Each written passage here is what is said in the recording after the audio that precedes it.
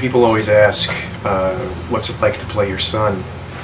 And truth of the matter is, I couldn't imagine another actor taking the role. I wouldn't want anyone else to speak for him or be in his shoes. And it was nice, actually, to sort of see the world from his perspective for a little while, and actually sort of get inside his head and try to see things the way he sees things. And in a way, I think it brought us closer. My major concern was when he saw the play that he would be concerned that I was making fun of him, or that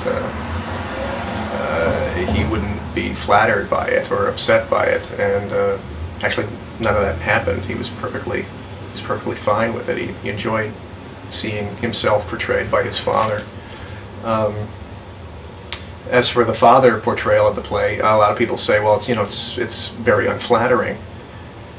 And I thought to myself, well, yeah, but then, it was a very stressful point in our lives we went through.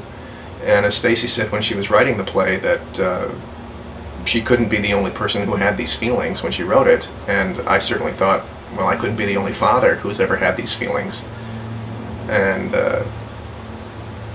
so when she showed me the first draft of her play, I said, it's great. It's really was very, very, very moving, and everything was there. But I said, you're missing something, and you have to show everything. If you're going to show this much, you have to show everything. And she said, really? And I said, don't protect me. I'm a big boy. I can handle it. Whatever people say. And as a result, a lot of fathers have come forward from seeing the play that I felt it would help fathers in that sense. Either they would see that they weren't the only ones who had these feelings, or they would see that, well, at least I'm not as bad as this schmuck, But the truth has been that emotions are hard for a lot of men.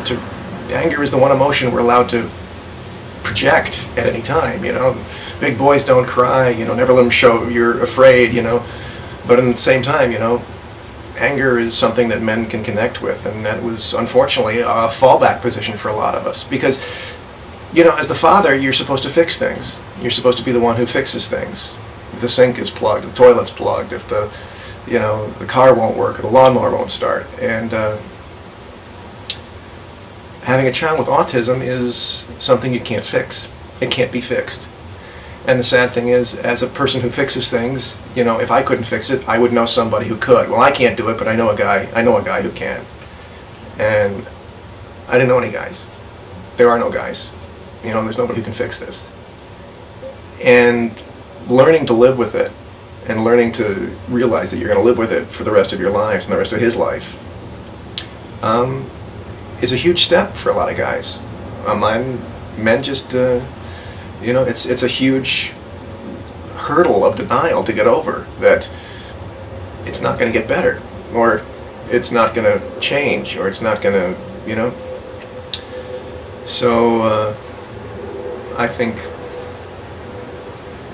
the play shows that beautifully, that there is a point where you reach a certain point in life where you go, okay, now what do we do?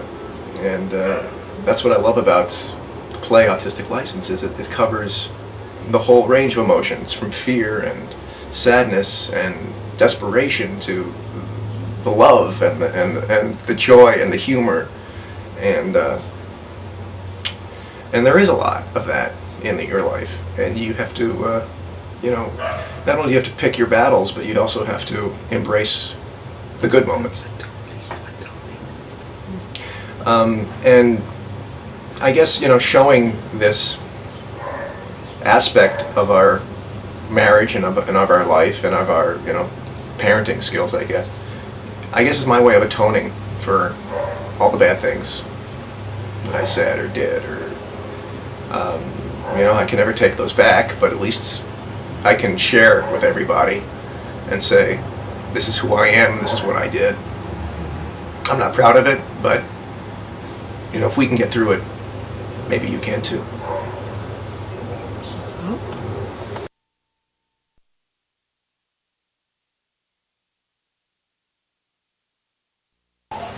Jesus.